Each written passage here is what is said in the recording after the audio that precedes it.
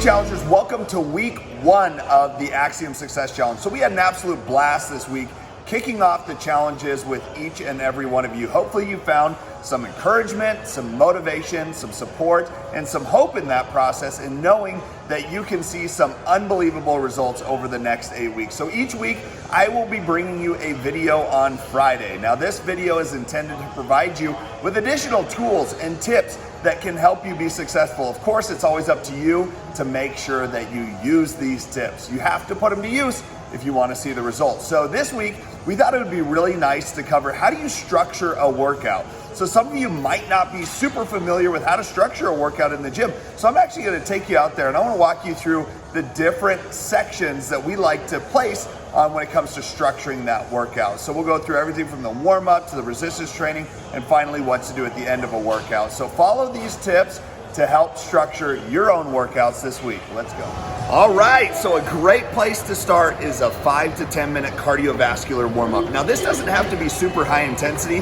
We actually want it fairly low in intensity, kind of geared around just getting the body moving, getting some blood pumping. So 5 to 10 minutes, doesn't matter what piece of equipment you use, whatever you prefer, and let's get this thing started. 5 to 10 minutes, cardio of choice. All right, next up would be doing some foam rolling and an active dynamic warm-up. So foam rolling can be really beneficial to help improve your mobility and even help with muscle soreness.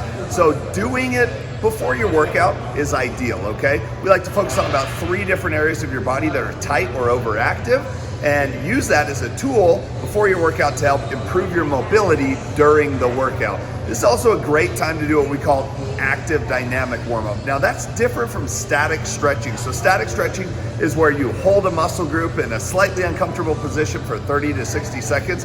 But here we actually want to do exercises that do not incorporate extra resistance, but allow the muscles to actively stretch out while we are doing the movement. So that's a great thing to do after your 5-minute cardio warm-up and before your resistance training. Now it's time for the resistance training part of the workout. So we've adequately warmed up, and now it's time to grab some extra weight and actually move through some movements. But as you do this, I want you to think of structuring your workout like this. If you're doing a full body routine, which I do recommend for beginners, you're going to start with legs. So that would be something like a squat. Check this out.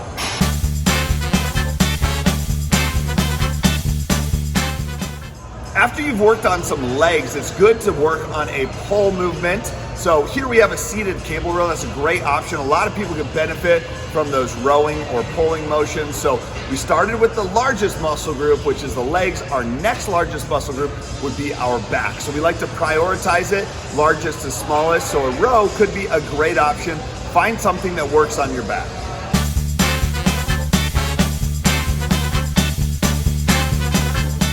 Legs out of the way, a back exercise done. Now it's time for a pressing movement. We're gonna go with the chest press here for cables. Lots of good options here. But again, prioritizing largest to smallest. Chest would be a really good option to work on next.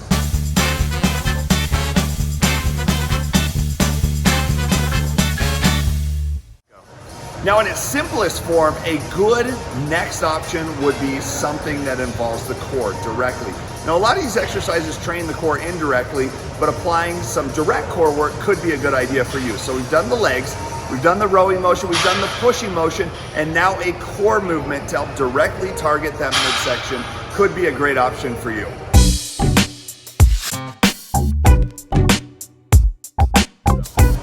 So now that we're done with the resistance training portion of the workout, we like to do cardio after resistance training because there's a lower risk of injury for cardio. We like to prioritize our energy for the resistance training and do cardio afterwards. And that's a question that we get a lot. Should you do your cardio before or after? A nice warm up before, but save the majority of your cardiovascular training for after your workout to reduce the likelihood of injury and make sure you get the most out of your fat burning here.